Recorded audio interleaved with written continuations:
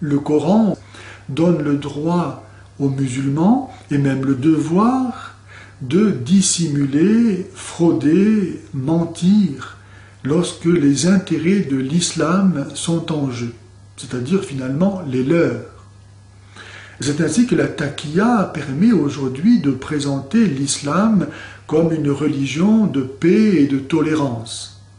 À noter que la tolérance est le fait de supporter un mal qu'on ne peut pas supprimer, et que donc ce mot ne devrait pas être utilisé à l'endroit de personnes humaines, car une personne humaine n'est pas en soi un mal.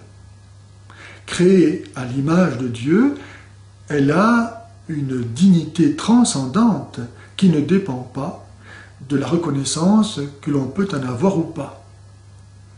Et donc on devrait parler à son sujet de respect. La tolérance n'est rien d'autre, en fait, que la façade qui permet d'attendre le moment où l'on pourra supprimer ce mal que l'on supporte de force. Mais on va voir qu'en fait, ce mot de tolérance, dans cette juste acception, convient très bien, précisément, à la relation de l'islam à l'endroit des non-musulmans, et non pas le respect, comme cela est sous-entendu.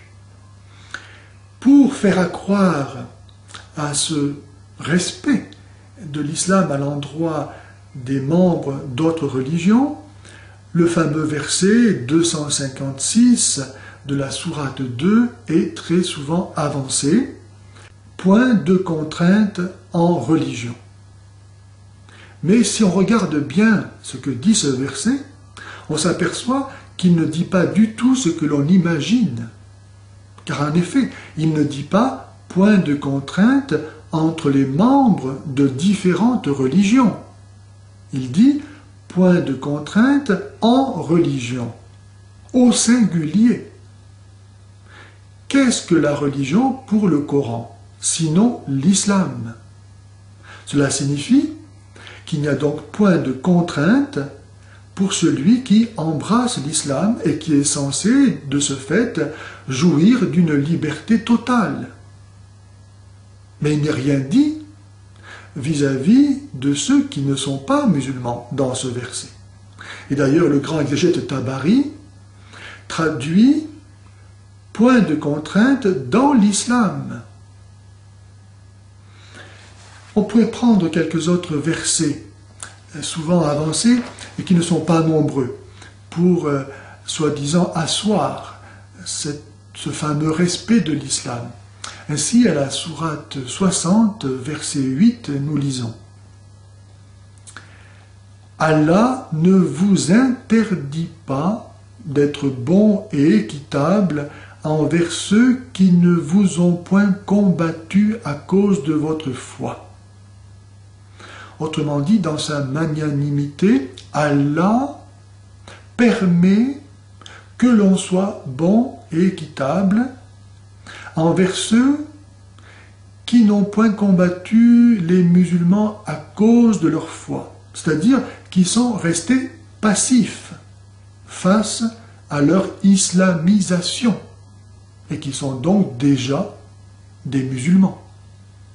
Ici, Allah permet seulement. C'est donc une dérogation à la règle générale qui est donc de ne pas être bon et équitable vis-à-vis des non-musulmans.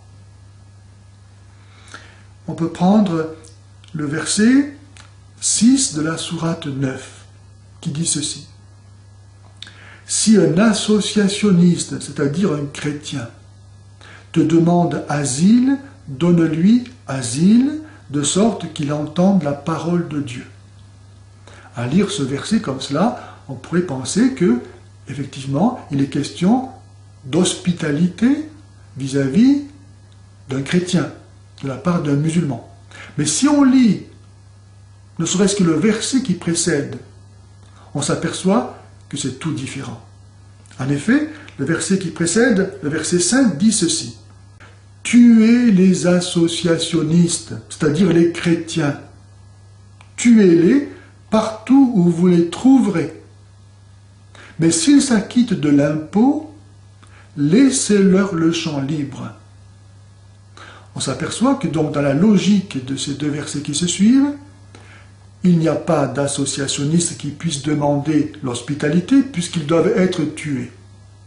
Et que s'il y en a un, c'est parce qu'il a accepté de payer l'impôt. C'est-à-dire, il a accepté son statut de soumis aux musulmans.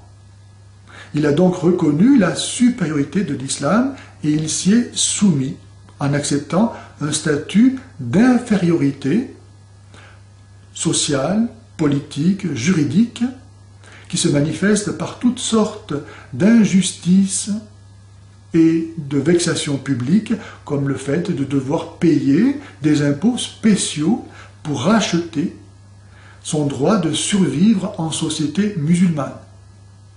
Donc, cet apparent respect s'adresse non pas à quelqu'un dans son statut d'être libre.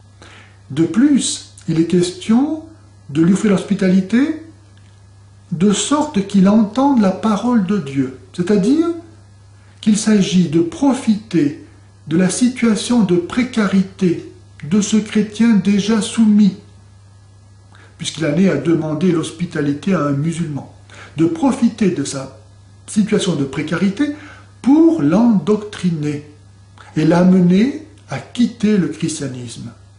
Là encore, on voit qu'il n'est pas du tout question de respect. On pourrait citer encore d'autres versets. Par exemple, à la sourate 10, versets 99 à 100, à la sourate 5, verset 48, à la sourate 18, verset 29.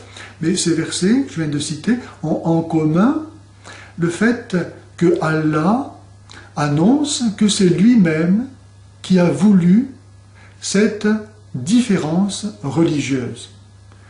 Si Allah l'avait voulu, il aurait fait de vous une seule communauté, dit l'un de ces versets. Et donc on pourrait croire que la différence religieuse étant voulue par Dieu, il est parfaitement vain de chercher à la contrarier, que le respect de la différence religieuse est donc inscrit, voulu par Dieu lui-même. Et en fait, il ne s'agit pas du tout de cela, car cette différence religieuse est elle-même la conséquence de la volonté d'Allah de créer des hommes pour l'enfer, c'est-à-dire tous les non-musulmans, et de créer des hommes pour le paradis, qui sont les musulmans. Donc la différence religieuse ne consiste pas dans une relation d'égalité et de respect, mais de mépris, voire de haine, puisque les non-musulmans sont désavoués et condamnés par Allah. En résumé, on peut dire que le sens même de ces versets présentés comme respectueux contredit l'interprétation qui en est généralement faite. De plus, tous ces versets, dits tolérants, ont été abrogés par les versets révélés ensuite et qui, eux, appellent explicitement à la guerre.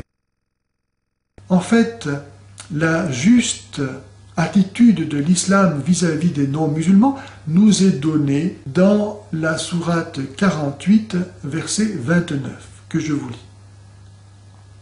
Mahomet est le prophète de Dieu, ses compagnons sont violents envers les impies, bons et compatissants entre eux. Les choses sont claires. Le respect est pour les musulmans vis-à-vis de leurs compagnons. Mais vis-à-vis de ceux qui ne sont pas leurs compagnons, dans la foi en Mahomet, ils sont violents.